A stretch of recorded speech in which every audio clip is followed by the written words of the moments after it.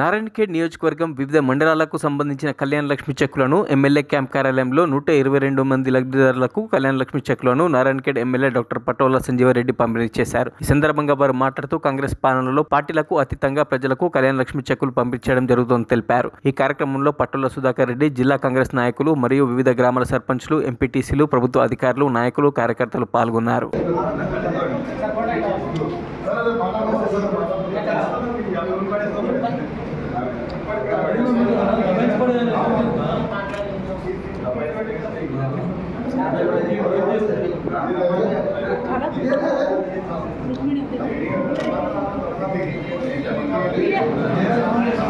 మరిన్ని అప్డేట్స్ కోసం మా ఛానల్ని సబ్స్క్రైబ్ చేయండి.